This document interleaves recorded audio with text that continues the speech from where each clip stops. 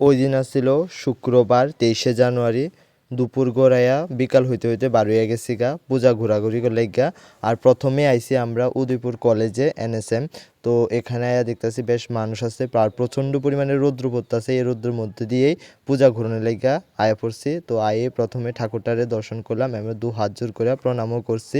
তো মূর্তিটা বেশ সুন্দরই লাগলো। তো আমরা ঘুরতে বার হইছি দীপ, আমি, তারপর হয়েছে তুলি মিল্লা। আর তারপরে গেছি গা বিবেকানন্দ স্কুলে। তো বিবেকানন্দ স্কুলে দেখতেছি বেশ মানুষও যাইতেছে, আর কিছু মানুষ পূজা ঘুরে শেষে বাড়িও ফিরতেছে। আর এখানেও আয়া দেখি বেশ মানুষ আছে, আর সম্ভবত কিছু তো আছে স্কুল স্টুডেন্ট, তো আদার্স মানুষও আছে। তো এখানে কিন্তু তারা গল্প করতেছে, ভাবতেছিল একটা গ্রুপ ফটো তুলবো একসাথে সেলফি। তো আমারে ডাকতেছিল, প্লিজ আয়া ফটোটা তোলাকে। তো আমি কই আগে ঠাকুরটা দেখাই। তো এই হইলো বিবেকানন্দ স্কুলের ঠাকুরটা, মা সরস্বতী। বেশ ভালোই লাগে মার মিষ্টি মুখটা দেখলে। এরপর তোমরা দূর থেকে দেখানোর চেষ্টা করছি উদয়পুর গার্লস স্কুলের মূর্তিটা। তো এখানে আয়া দেখতেছে অনেকে মিলা ডান্স করতেছে, যেহেতু গার্লস স্কুল তো এখানে বেশিরভাগই গার্লসরাই ডান্স করতেছে দেখলাম।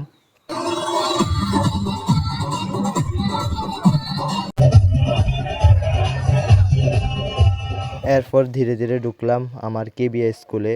কেবিএ স্কুলে ঢুকতে ঢুকতে অনেক কিছু স্মৃতি মনে পড়ে গেল। তো তারার লগেই যারা আইসা আমার সাথে তারার সাথে শেয়ার করতে করতে স্কুলে ঢুকতেছি, কইতাছিলাম। তো এখানে আয়া ডেকোরেশনটাও দেখি মোটামুটি খুবই সুন্দর হয়েছে। তারপরে ঠাকুরটা দেখতে গেলাম। তো ঠাকুরটা একটু আমার কাছে অন্যরকম লাগছে, আর একটু সুন্দর হইতে পারতো। মায়ের মুখটা ঠিকভাবে স্পষ্ট হয়েছে না মারে। তো তাও মায়ের মিষ্টি মুখ তোমরাও দেখাইছি, আমি নিজেও দর্শন করলাম।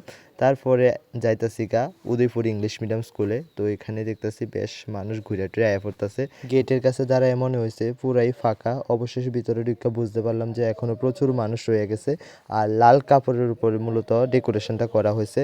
তো দূর থেকে তোমরা একটু মারে দেখাই দেবো, চলো। আর ভিডিওটি এখানে শেষ করতেছি, তোমাদের সাথে দেখা হবে পরবর্তী ভিডিওতে। টাটা।